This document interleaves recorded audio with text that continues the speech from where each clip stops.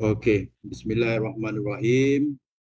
Assalamualaikum and good evening to all of you. And today we meet again in the Research on Friday series.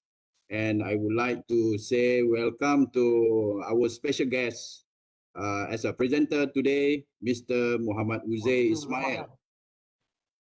And he will present a study title, The Champa Pillar and it has artistic connection with the Turkic dynasty. All right. And are you ready, Mr. Uzair? I will Yes. read a little bit about your background Okay. here. Muhammad Uzair Ismail is a researcher in the science of visual communication and semiotic in photography, Islamic art, and Malay culture. His research area is focused on the historical connection between Southeast Asia and the Islamic world, right? And particularly in the Persian and Turkey artistic influence in the Malay world through archaeology and material culture.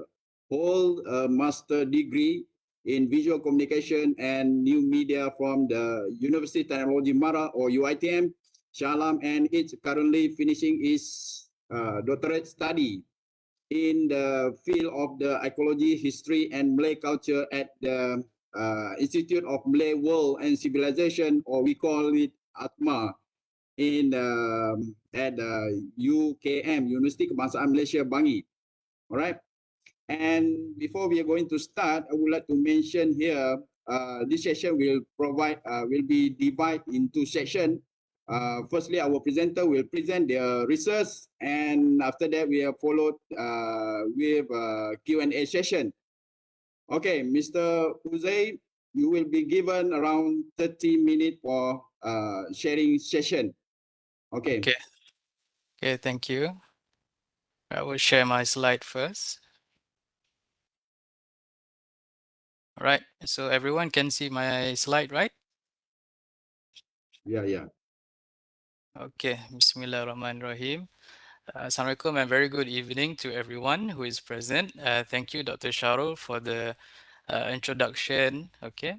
So today I will be presenting a part of my PhD research thesis, okay, which examines the Champa Pillar dated 1035 CE and its artistic connection with the Turkic dynasty. So this is a part of my PhD thesis, which I'm currently finishing now. Okay. So as an introduction, for those who don't know about the Champa Pillar is treated as one of the earliest evidence of Muslim presence in Southeast Asia. Okay. This is due to the reason that the date that is inscribed on the pillar is dated 1035 CE, where there is another tombstone that was found in the same area, which is in the Phangrang region in Champa, located in southern Vietnam, which is the tombstone of Abu Kamel dated 1039 CE, which is only 3 years apart from these two. All right. So the Champa pillar is treated as one of the earliest evidence because there are others, tombstones particularly, which are dated slightly earlier and slightly later from the Champa pillar. So one of which is the unnamed tombstone found in Kampung Pematang Pasir, located in Pekan Pahang, dated 1022 CE. Another is the tombstone of Putri Madara binti Ali in Brunei, dated 1048 CE. And another one is the tombstone of Fatima, which is located in Leran, Jawa. All right. So the Champa pillar was initially studied by Paul Ravice in 1922 based on the photographer. So this is basically the photographer. It is basically a rubbing of the stone or of the pillar. Okay, and this is all that we have as evidence for the Champa pillar.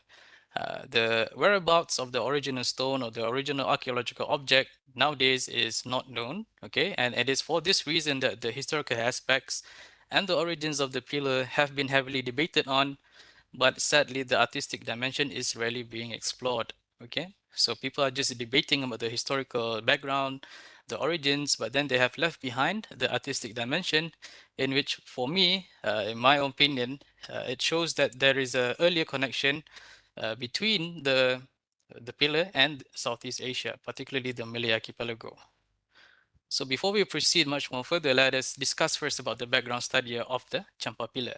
So based on Ravai's apa ni, initial research, the epitaph reveals that there was a small Muslim community in Champa who had previously served under Sultan Mahmud Ghazan from the Ghaznavid dynasty. And this small Muslim community in Champa had then established an art guild to sell their arts and craft. So this indicates that the small Muslim community, their profession was in the arts and crafts. So this translates as they had brought with them the artistic repertoires or the artistic decorative elements from the Ghaznavid dynasty to Southeast Asia, particularly Champa, and later to the Malay archipelago, which is focused on the east coast region of the Malay Peninsula. Okay, and we know this based on the epitaph itself. The inscriptions reveal several hints of this relationship, particularly the name of Sultan Mahmud, which was carved in line 8 of the inscription. All right. Okay, so this small community was most probably, as indicated by Ravais, consisted of soldiers from the Ghaznavid dynasty who had migrated to Champa, located in southern Vietnam, after Sultan Mahmud Ghazan's expedition of India in Somnath in 1025 CE. So that expedition with the Champa Pillar was only 10 years apart. Okay, so this makes the pillar, the event, and the information inscribed on that pillar is contemporary and is in line with historical figures and historical events. All right, so why did the question that can be raised is that why did the Muslim community or what the travelers chose Champa of all of the regions, other regions? So Champa or Kanduraj, as known by Arab travelers, it was one of the most important ports heading towards North China. And those who go to apa ni, travel to these lands, they are apa ni, they are mostly related in trade. Okay, and as I said before this, the relation with the Turkic dynasty is based on the inscribed name Sultan Mahmud. Okay, this name Sultan Mahmud was not referring or does not refer to a local Muslim ruler, okay, because during that time Champa has not the Islamic faith has not been accepted by the local communities there during that time. Although there is a small quantity of people has started to profess, but it's not in large numbers, okay, because according to the Songshi record, the Chinese record, there has already been a Muslim community in Champa during in the middle and the late 10th century. Okay, but then the title or the name Sultan Mahmud was referring to the Turkic ruler, which is Sultan Mahmud Ghazan, because the title Sultan was only used by Turkic Muslim rulers during that time, which is in the 10th and in the 11th century, while Arab Quraysh rulers or Arab Quraysh descendant rulers had used the title Al-Malik. And this is evident if we look at the first Islamic dynasty in Southeast Asia, which is the Samudra Pasai. Okay, the name of the first Muslim ruler, the king, was Al-Malik Al-Saleh. He didn't use Sultan, although later the title Sultan was being adapted and adopted by several dynasties, and the original meaning of the title was being forgotten or slowly being forgotten. All right, but in the early years, there was a difference between the title Sultan and Al-Malik. Okay, so the Ghaznavid dynasty, it was a Persianized dynasty. They were of Turkic stock, but they were heavily influenced by the Persian culture. Okay, so this sort of Persian culture, a mix of Persian and Islamic culture, this symbiosis, if we can say, is known in the field of Islamic art as the Turco-Persian tradition or the Turco-Persian cultural influence. Okay, it is a mix of Islamic elements with Persian motifs, and it was carried and patronized by Turkish ruler. That is why it is known as Turco-Persian. Okay, so Sultan Mahmud's expedition of Gujarat and Lahore had caused the Turkic people to inhabit the land, particularly in Gujarat and Lahore, and to help spread the Turco-Persian culture from Khurasan and Transylvania to all parts of India. Okay, so the Turco-Persian tradition was one of the main Islamic culture from the 10th until 20th century CE, which originated from Khurasan and Transylvania in the 10th century. The cultural sphere was bordered by Turkey in the west, Sri Lanka in the south, and Bangladesh in the east.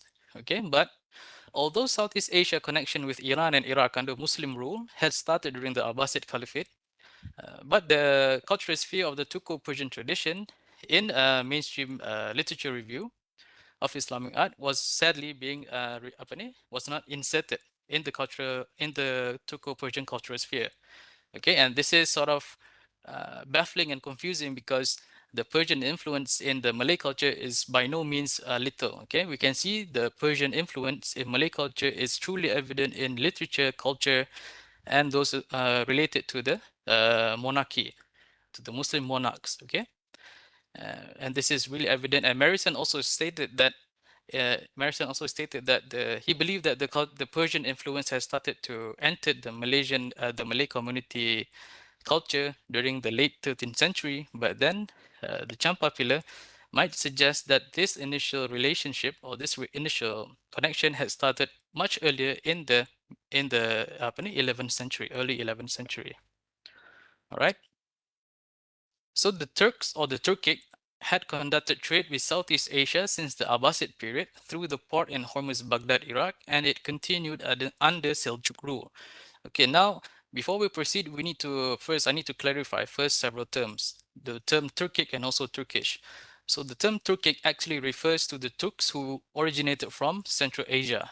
Okay, so those who are included in the category or in the terminization denotation of Turkic certain Islamic dynasties such as the Seljuk, the Ghaznavids, and also the Karakhanids, and the early Turkic dynasties in India, Pakistan, Iran, Iraq, Mid Central Asia nowadays, including the Delhi Sultanate and all sorts. Okay, whereas the Turkish, the denotation of Turkish refers solely to the Ottoman Empire, which came into existence in the late 13th century.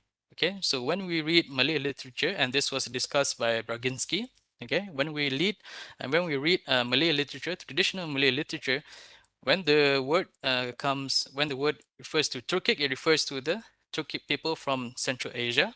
It mostly refers to these Islamic dynasties, while Turkish refers to the Ottoman Empire, while Rum or Rumi refers to Anatolia, the land of Anatolia, which was previously under the rule of the Byzantine Empire, but then came under Muslim rule with the coming of the Seljuks in the 11th century, if I'm not mistaken, after the War of Manzikert. Okay, so we'll proceed. So based on the discussion we have discussed just now, the problem statement that exists in the study is that the pillar shows evidence of an earlier relationship with the Islamic Turk or Turkic dynasty before Southeast Asia connection with the Ottoman Empire in the 16th century CE, which is mostly related to the Aceh Sultanate in Sumatra. However, despite of this, the Turkic or Persian influence in Southeast Asia is often being overlooked from an Islamic art perspective. Moreover, archaeological objects in forms of tombstones and pillars are the early seeing sources of history in the Malay archipelago but are often neglected, and the potential data they provide is barely being exploited. And lastly, the dynamic engagement with complex and changing configurations of trans-regional Islamic influences in the form of material culture in Southeast Asia are neglected within the mainstream studies of Islamic art. So in order to, this study will employ the methodology of art history, which is to examine in the origins, formation, distinct characteristics, and movement of Islamic art from one region and dynasty, which is often accompanied by visual analysis, that is to analyze the different qualitative variation of things made by men from technique to style and mode and a complex combination of style and subject matter. Okay, excuse me.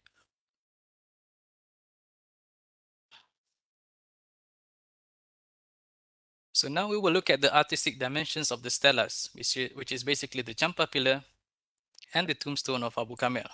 Okay, when we are examining the artistic dimensions of these objects, there are three important aspects that is highlighted. So the first is the calligraphy script used, the second is the format, the third is the decorative elements. All right, so previous study by scholars have indicated that the calligraphy script that was used for both of these stelas were Kufic. Okay, but however, in a more specific way, our analysis has found it that the script that is used is Kufic for the Champa Pillar and Foliated Kufic for Abu Kamel. for Abu Kamil's tombstone, okay, in which both of the script falls under the category of round script and broken cursive. The round scripts were used in the 9th and 11th century CE for transcribing non-Quranic texts and codices as it was faster and more efficient. Hence the reason why the inscriptions of the handwritings is a bit disoriented and uh, it's not so refined as we can say it. Okay, it was written in a haste, so because it was the the priority was to record an event or a thing that happened in front of them. Okay, so the scripts are also known as Eastern and Persian Kufic, as the scripts are often associated with manuscript transcribed in the Eastern Islamic lands, which is derived from Kufic. So when we say the Eastern Islamic lands, it basically means that any Islamic land which is east of Saudi Arabia. So this includes Anatolia, Turkey nowadays, Iran, Iraq, Transylvania, the area above Iran and Iraq, Kazakhstan, Kyrgyzstan, and all those places, Central Asia, and also Pakistan. So these areas are known as the Eastern Islamic lands. Right, so the priority of these round scripts was legibility for correspondence, hence the letters were grouped in words and important words like names were pointed. So the script was mainly used for official purposes in Iran and Central Asia, and slightly later for monumental inscriptions and several other medias in Eastern Islamic land from the late 9th or early 10th century CE. Right. So going further on the Champa Pillar, the format and the style of the script resembles the commemorative inscriptions found in Iran. And these similarities can be seen on the two commemorative texts carved at Nashki Rostam, okay, dated in the middle of the 10th century and in the late 11th century, and another commemorative text found in the Darius Palace in Persepolis, which documents the visit of Adud al-Dawla from the Buyid dynasty in the year 955 CE. All right. However, as I will show after this, Adud al-Dawla's inscription is more refined compared to the Champa pillar, which is more rounded and the tails are shorter. Now, there are many factors which influence this. One is the material itself, the space that is available on the material itself, as the Champa pillar was written on a stone slab, whereas the other two inscriptions found in Iran, they were written on the stone wall, so they have a lot of space as compared to the Champa pillar. Okay. However, the stylistics, the shape, and the format of the calligraphy script has similarities between the two. Okay, so the cover for the Champa pillar, this indicates that the cover for the Champa pillar was more concerned with his speed of carving and detail of the event rather than aesthetics. So this indicates that the Muslim presence in the region, where they brought with them their artistic preferences and repertoires of the Turco-Persian tradition, both calligraphy and abstract art, which is more commonly known in Persian and Turkish as nakashi or in Arabic as zukruf. Okay. But however, for today's presentation, we will only focus on the calligraphy, whereas for the abstract art, we need another presentation as the discussion is much more detailed, elaborate, and it requires much more time because the elements of the abstract art, in which we call it the Haft al-Asal, we have the 7 forms of Arabic art, the 7 forms of abstract art, which is mainly used in Islamic art. Okay, they have several main motives. Okay, and that requires another discussion. Okay, but most interestingly, the Batu Bersurat Terengganu shows similarities in terms of its calligraphy and style with the Champa pillar. Okay, so this indicates that the Muslim from Champa, either Arab, Persian, or Turkic, they had migrated to Terengganu. For those who have proceeded to China, they may proceed to China, but for those who wanted to migrate to Terengganu, because it is the nearest port from Champa, okay, they can head either towards the east coast of the Malay region or they can head towards Borneo. That is the reason why we can find the the Batu Besar Terengganu in Terengganu, and also several other objects such as the bronze bucket that was found in Pahang, and also several early tombstones that was also found in Brunei, and lastly in Java also. Okay, so this had influenced the formation of Islamic culture in the region, which is commonly known as the East Coast style, in which the Islamic art in Kelantan, Patani, and Terengganu has the most similarities with the Persian and Turkish Islamic art in India, in Anatolia, and also in Iran and Iraq, in terms of its manuscript, in terms of its illumination, manuscript illumination, calligraphy, and also the abstract art. All right. So as we can see on your left here in figure 1, that is the Champa Pillar, and on the right, in the middle and the right, for the right is the inscription that is found in Iran. Okay, so basically we can see that all of these inscriptions use to document or to record as a commemorative text that records an event that is happening. So it is like a tugu peringatan lah kita kata untuk merakamkan peristiwa apa yang mereka lihat pada waktu itu. So the priority was not aesthetics but certain names of certain peoples and details of what happened during that time. So names and dates were really important. Okay, so moving on. So now we proceed with the tombstone of Abu Kamil dated 1039 CE.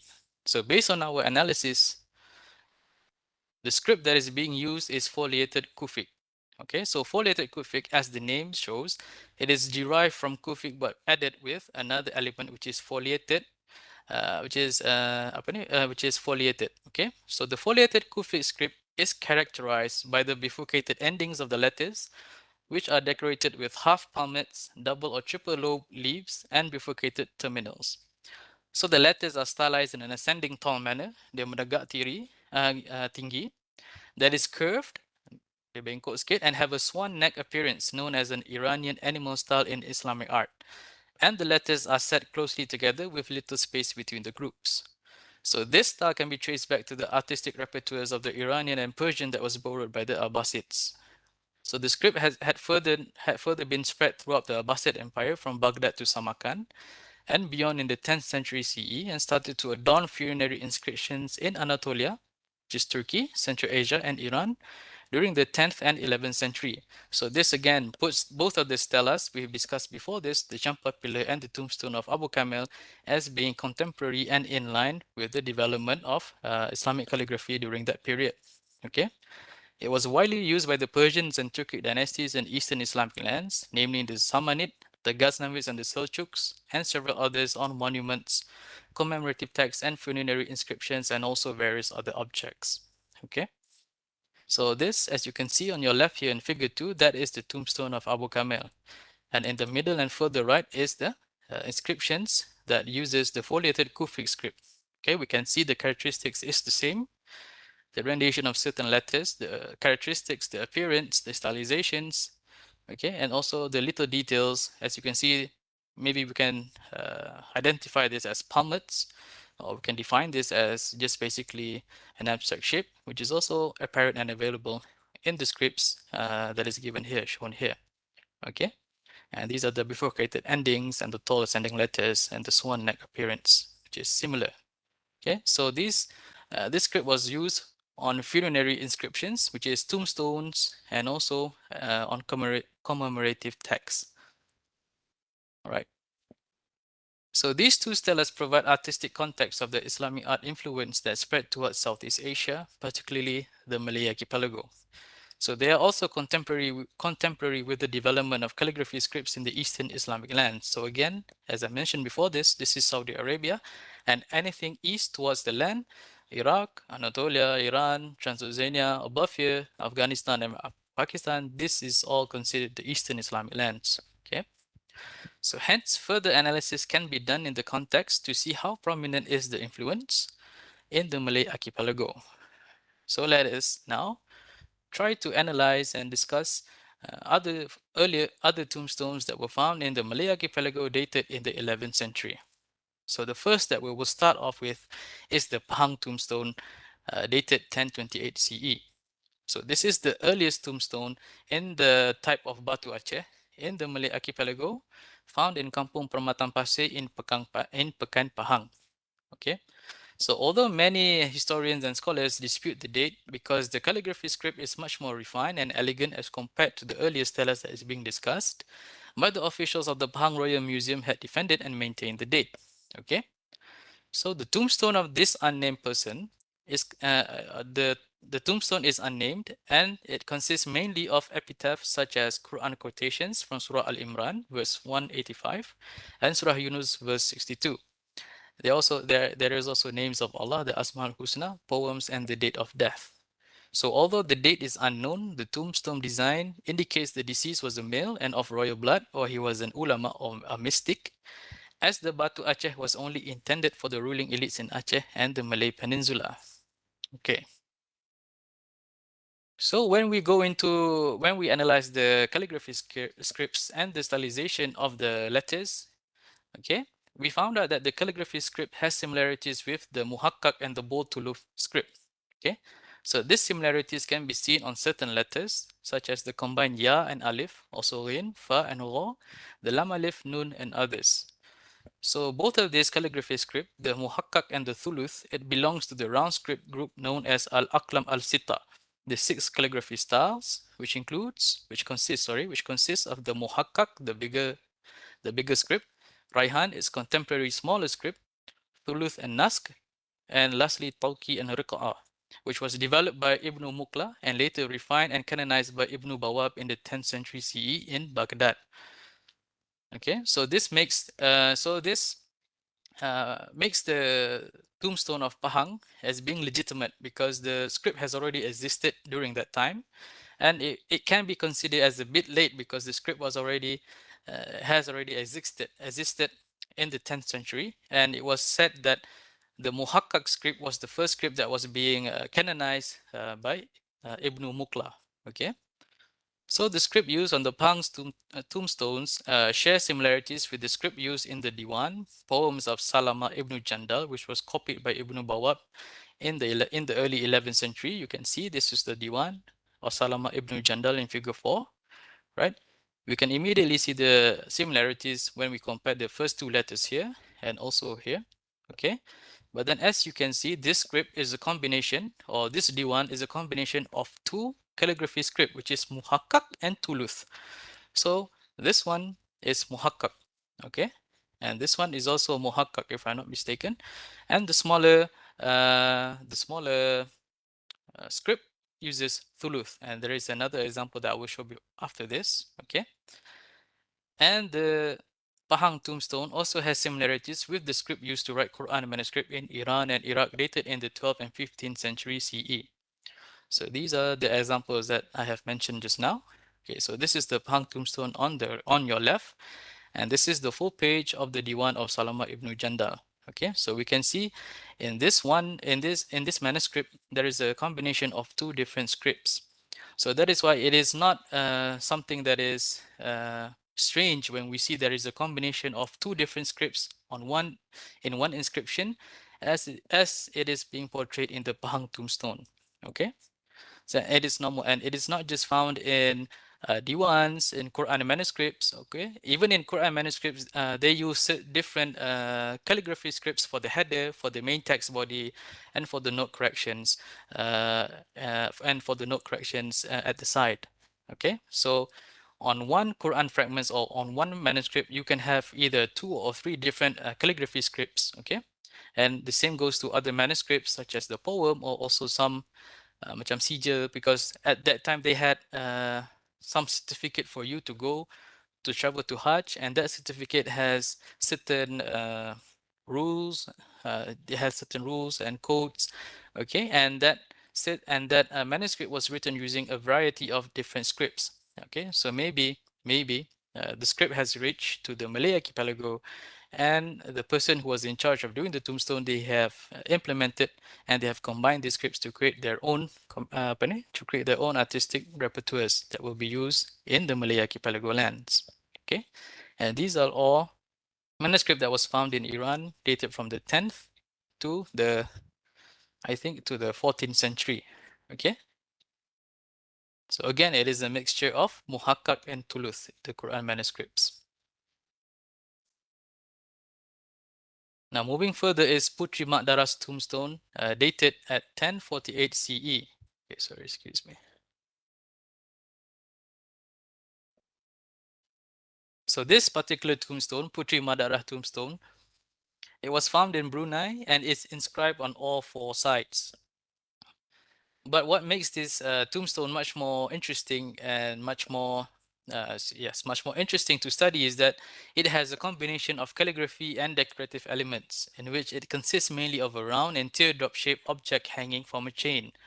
Okay, so if we didn't study Putri Madara tombstone in the Turco-Persian context, we would not know what is this object. Okay, what is the round shaped object, what is the teardrop object, and what is the chain, and why is it being hanged by a chain? But when we analyze it in the context of Turco-Persian influence, we immediately know that the round shape refers to the mihrab image. Okay, it is one of the decorative elements that was used, mainly used on mihrab image.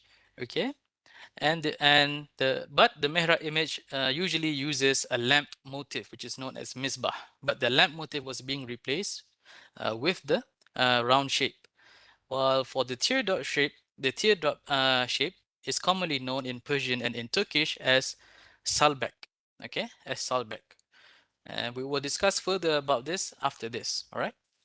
So Zakaria Ali had suggested that the calligraphy script used was thuluth, even though he was not entirely certain. Okay, because when you look at the inscriptions, when you look at it really in detail, okay, it's really hard for you to determine what is the type of calligraphy script used, because the shape and the stylization of the fonts are a bit it's a bit distorted, and it's a bit hard for you to really identify what type of scripts. But in order for us to truly know, we need to see at the certain stylization of certain letters, and the one which is most prominent is the letter ya, and letter ya, qaf, lam, and nun. Okay, so it is evident in the stylization of certain letters, which is the end tails of lam, kaf, nun, and ya, which are elongated. The tails are long. Okay. So based on the stylization, we know that the script used was from the round script group, okay, but it has certain elements of foliated Kufic. All right. So this for this format, this arrangement, and the decorative elements and also the script, it is similar with the letters used in the Quran manuscript that was corrected by Ahmad bin Abu Qasim, and the inscription of the marble mihrab image carved by Ali Ahmad, both of which are found in Iran. Okay, so now we can see on the left you have figure 8 and 9, which is the front view and the back view of Putri Madara's tombstone. Okay, we can see that certain letters and the stylizations are similar with the Quran manuscript, but the arrangement is similar to the marble mihrab image here. Okay, you can see that the letters are written vertical and around a center composition. Okay, it is written to surround whatever that is being situated in the middle, and this is similar with the mihrab image. Okay, so you can see that this one has two round shapes, and this one also has two round shapes, and actually there is a one lamp motif in the middle here, a misbah that is hanging by a chain, but it is not so visible here. And there is another example that I will show after this. Okay, so and the last one that will be discussed is the Fatima tombstone, which is found in Leran, Jawa. All right. So this tombstone is this is the tombstone of Fatima binti Maimun bin Hibat Allah, which was found in Leran, Jawa. Okay. At first, Zakaria Ali did not recognize the calligraphy script, but mentioned it as had relations with the Persian letters, while Uthman Yatim and Abdul Halim Nasir stated that the script is Kufic. Okay. However, our analysis on the calligraphy script has discovered that the script is a combination of foliated and interlaced Kufic. So both of this, as the name suggested, is derived from Kufic, but it has different stylization, or it has different characteristics. So foliated Kufic is the characteristics of the foliated Kufic is as being discussed before this, but for the interlaced Kufic, certain letters are being interlaced. Okay, they bersimpul. It is being interlaced, sort of like a rope. So you can see here, these are the interlaced elements in the calligraphy script. Okay.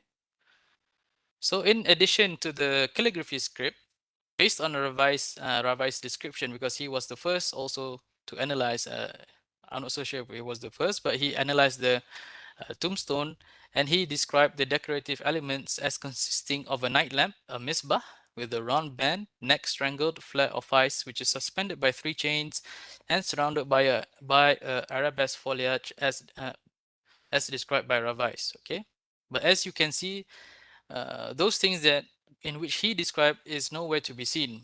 But he described it as the lamp motif to be situated here in the first register, in the middle of the first register. So it's somewhere here, but then in this photographer, we could not see it. Even the arabesque foliage, we can roughly see traces of it, okay, slightly traces of it, but then we couldn't really see it in much detail, except for this part. There are certain things that we can see, okay, certain characteristics that we can see. It is because of this reason that later scholars, for example, Callis and Guillot, they have rejected Rabai's analysis because they mentioned that those things are only noticeable by rabbis and it was not noticeable by other scholars. So we could not truly, so they couldn't really accept that description. But uh, the reason why they have rejected rabbis' analysis is that they didn't analyze it or they didn't compare it with other tombstone inscriptions in the Islamic world, which is the nearest with us is India or even Iran and Iraq. So when they analyze it and they compare it with the other tombstones or archaeological objects found in the Eastern Islamic lands, we can immediately know that what is Rabbi is referring to is this. This is called the misbah. Okay, so this is the lamp motif, which is hanging by a 3 chain. So 1, 2, okay, 1, 2, 3. So this is the lamp motif misbah, and this is one of the example which is found on the mihrab image of at Sufi Sheikh Abdul Al Samad tomb in Iran. Okay. So the misbah is a part of a design known as mihrab image. This is the mihrab image. So it should not be confused with the mihrab to show the direction of the prayer, the qibla. Okay, the mihrab image is only used in tombs, in mausoleums, okay, to indicate the special presence or the special qualities of the deceased person. Okay, and it is to mark it is often related to death and eschatology. Okay, and it is mainly used as a commemorative sign. So it should not be mistaken uh, as a mihrab that shows the qibla direction. No, okay, and it's only found in tombs and mausoleums. Right. So this analysis reveals that the calligraphy and decorative elements are contemporary with the artistic repertoires found in Iran, Iraq, Turkey, Egypt, and Yemen during the late 11th century CE. And as said before this, Fatima Tombstone, okay, the mihrab is similar with the one found on the tomb of Sufi Sheikh based on the description, okay, that is found in Isfahan, Iran, okay. So Fatima's relation with Iran with Iran or the Eastern Islamic land is further strengthened by the format of the inscription, in which it begins with the basmalah in full or short, a Quran verse from Surah Ar-Rahman, verse 26 and 27, the deceased honorific title, she is a martyr, Shahid, her full name, and a short lineage, which includes the father and grandfather. So this format, you can find this format basically and exclusively in the Eastern Islamic lands, particularly in Iran. Okay, so this further ties Fatima's tombstone with the Iranian lands. So this can mean two things. Okay, it can mean that this tombstone was either brought from Iran to the Malay archipelago, or it shows that there was a Muslim community who were well versed or they had artistic preferences of the Turco-Persian tradition, and they had used that uh, influence to decorate the objects in the Malay archipelago. Or this can also indicate that the deceased is either from Persian, is either from Persia or is of Persian stock. Okay. So in addition to this, the script is also similar with the Tomb Tower at Ratkan West in Iran, the Mausoleum of Mir Said Bahram at Uzbekistan, and the inscription bands of Masjid-i-Jami in Nain and the foundation plaque for the Kalhur Bridge in western Iran, all of which are dated in the 10th and 11th century.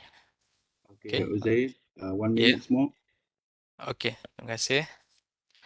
So you can see on your left here is figure 12, which is the tombstone of Fatima, and the figure in the middle and the right on your right are the several examples of the inscription that uses the same calligraphy scripts. Okay, and the arabesque foliage that was described by Ravais might be referring to this. Okay, as you can see, it has certain similar traits and characteristics with the tombstone of Fatima. Okay, so this further strengthen, okay, or it shows further indicates this relation, and this is what it means by the interlaced Kufi script, which is found in the tomb tower in Radakan, Iran. Okay, so you can see the letters are interlaced. They simple, it is interlaced and it is combined. Okay, and you can see these things also here in certain renditions of the stylization of the letters. All right, so as a conclusion, these early archaeological evidence in the Malay archipelago shows evidence of artistic relation with the Eastern Islamic lands, namely Iran, Iraq, Central Asia, and several Turkic dynasties in the land, particularly the Abbasids, Ghaznavid Seljuks from the 8th and to the 12th century CE. However, despite of this, there is a slight difference in the stylization of the script and decorative elements in the Islamic art of the Malay archipelago, as it was modified and developed in succeeding centuries to suit local preferences. Therefore, the similarities, elements, or influence is evident in its essence, not entirety, and selected through the process of acculturations. Okay, so although other Islamic lands in the West employs the same artistic repertoires, but the stylization and distinct characteristics are different. Okay, so that is all for me. So thank you for listening. Okay, thank you, Mr. Uzair. I think we enjoy that you are providing this information from your PhD works, which is really interesting. Okay, and at this point, I would like to open to any question to anyone.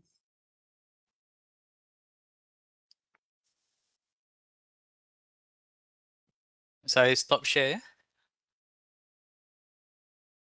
Okay, sekejap lagi.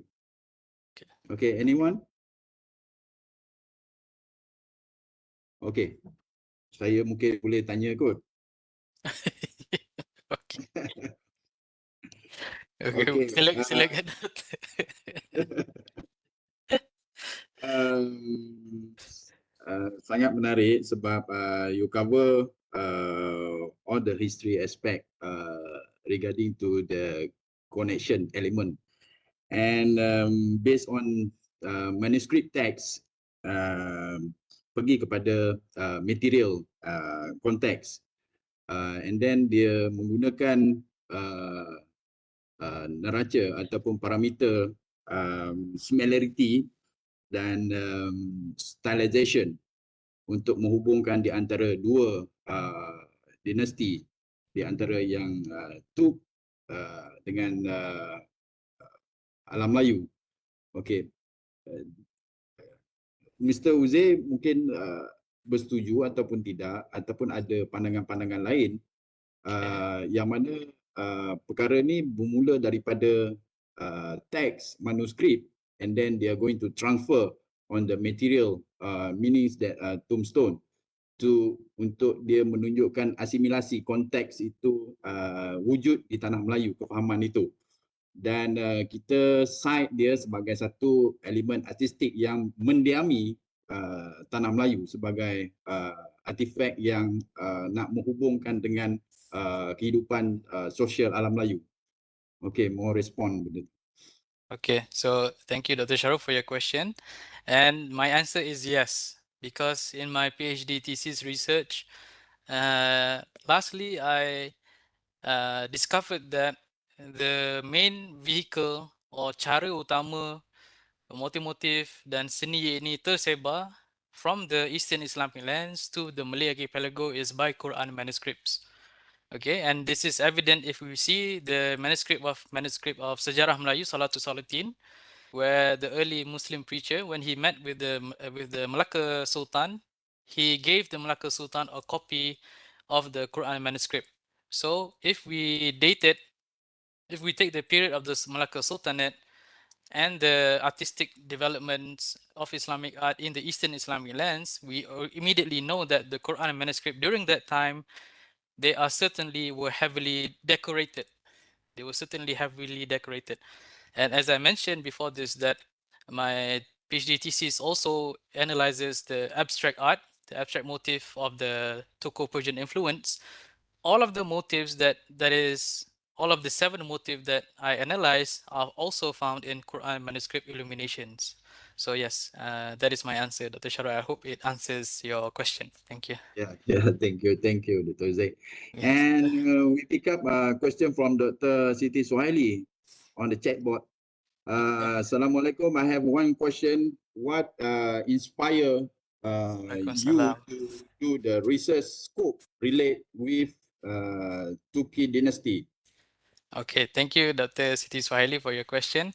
Okay, when we read the Islamic Art Survey, International Survey of Islamic Art, from the west and to the east, which covers a large span of period, we can know that the Turco-Persian influence was the main cultural influence of the Islamic world during that time. Okay, so even the Abbasids and even if I'm not mistaken, during the Umayyads, they had taken influence from Persian also from the Sasanian empires, and it was said that it was discussed and said that the Arabesque itself had taken inspiration from the crown kings of the Sasanian kings to form the palmlets or the arabesque that we know nowadays.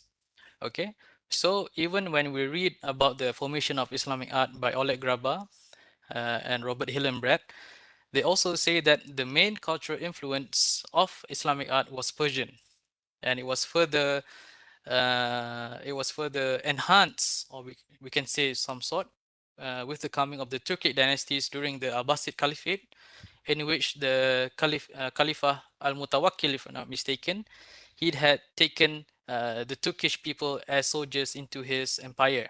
Okay, so this makes the influence of the Turkic and the Persian to combine inside of the Islamic culture. Okay, so when I read about these surveys from previous scholars up until the contemporary, all of them mention about this Islamic apa ni, about this Turkish and Persian influence, but then this discussion didn't reach the Malay archipelago when discussing the Islamic art in Southeast Asia. So my research is basically just bridging this information and analyzing it in the context of Turco-Persian influence, because I feel that we are also included in the cultural sphere, but uh, sadly it was being neglected. So I hope this answers your question, Dr. Swahili. Thank you. Okay, thank you. Thank you. Okay, Dr. Hadi, did you have any question? Yes, thank you. Thank you so much, Uzair, for sharing with us. Can you hear me? Yes, I can hear you, Dr. Hadi. Yeah. In your lecture, I am from performing arts. I may not be very well versed in your research area, but I'm very much, um, you know, so quite enlightened by your explanation. But could you I may be wrong, or I just want to know from your point of view. Okay. Is the inscription of the types of the in regards to the Putri Madara's tombstone in Brunei? Okay. Is the inscription of the two types of the round and the teardrop shape is Mm-hmm. the same? The stylization, you mean, is it? It could be the decorative or the format or even the calligraphy. The calligraphy is the same, but the shape is different, and the shape is it is purposely intended to do in that shape, because in the Islamic artistic repertoires, these shapes has name. It has the distinctive name, but for the sphere, it's only a sphere. It's only round, but the round shape often symbolizes the light of Allah, Nur Allah, which is mentioned in the Quran Surah An-Nur verse 35, where Allah says that Allah is Allahu Nuru Samawati wal Ard. That's why often in Islamic art we will find two spheres or two circles, whereas the teardrop shape, which is known as salbek, this is commonly used to symbolize a drop in the ocean, a drop in the ocean of knowledge, or in in Islam lah, if not mistaken. So does that answer your question? Sorry. Yes, so-called, but does it, I mean, does it actually include the same, what do you call it, um, uh, the same meaning of I'm not so sure whether the calligraphy or in terms of the format is the same, because both are, it's just the shapes, right? But what is Yes. actually written inside there, Okay, is it the same? so in the teardrop shape, it's written the name of the deceased. Right. And in the round shape is the date, if I'm not mistaken. If I'm All not right. mistaken. Okay. So we can find this same format in other inscriptions in Iran, but then those images I didn't put inside my slide. I I misplaced the image. I couldn't find the image. I'm so sorry. All right. Never mind. Thank you. Okay, no problem. You're welcome. Okay. Can we accept one or two more questions from the audience or FB question? Okay. Anyone? Yes, I have a question. Can I ask? Yes. Okay. Yeah. Thank you so much. Thank you so much for your presentation. It is such an insightful research. So, as an postgraduate student, I want to ask a question. So, your Okay. research is revolves mainly around the Persia area, okay, and mainly focus on the development and evolution of Arabic writing style, which are Solus, which are Muhakkik, Rika, Nastaliq, Kufic. Kufic, in fact, not a Persian in origin, but it is developed and evolved in Persia. So my question is that how it is relevant to the Turkish? Is the relevance in a geographical manner or what manner? Because you have mentioned that there is a least representation of motifs and designs where in a tombstone, for example, palmate like. So my question is that how it is relevant to Turkish art, because in your title you have not mentioned the Persia, you have mentioned the Turkish. So in what manner it is relevant to the Turkish area? I'm sorry, I'm not so clear. I couldn't hear your questions clearly. Did you hear my voice? Yes, but apa? It's Maybe can you rephrase your question? All right, Yeah. I will try to rephrase. Okay. So in your presentations, you have mentioned that your area is just revolving around the Persian area, Persian region. Persian area. So Okay. yes, you are working on a calligraphy, which is an Arabic writing style, Okay. Sulas, Kufic. All of these are influenced with the Persian. So question is that how it is relevant to the Turkish, because How in is general, you have mentioned that your tombstones that you are selected for your research is inspired from the Turkish art or Turkish culture. So in your slide, I have seen that it is much influenced with the Persian art. Okay? So so how how is it is it relevant? relevant with the Turkic dynasties? Your question is it? Yes, yes, Okay, so as I mentioned before this, I said before this, the connection with the Turkic dynasties is that this culture was carried by them. It was patronized by the Turkish rulers.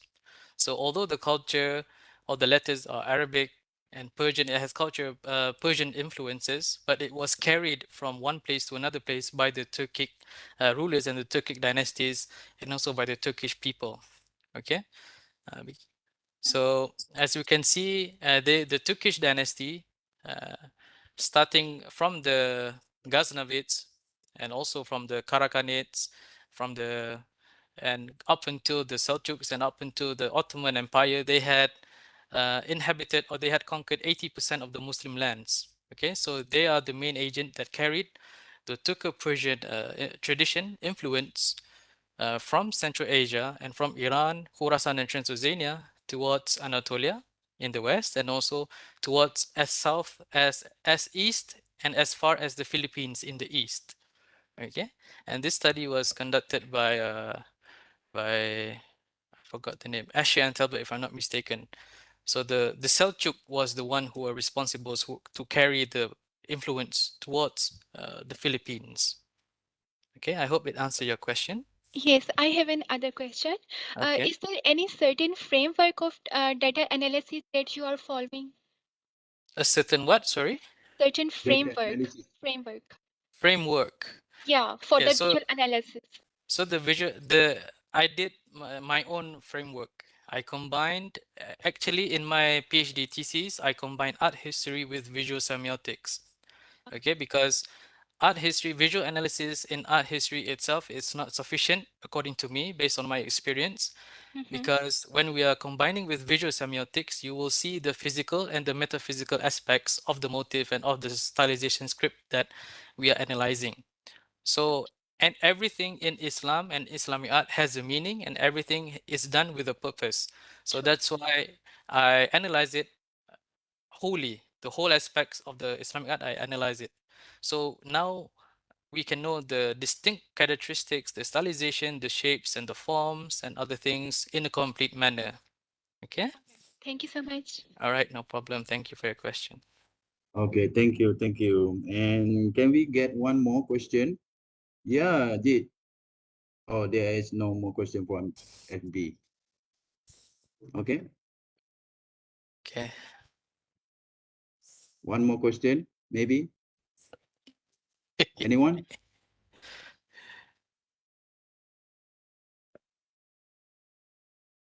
Anyone want to share something?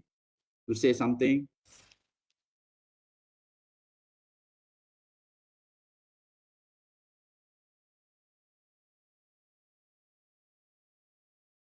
Okay.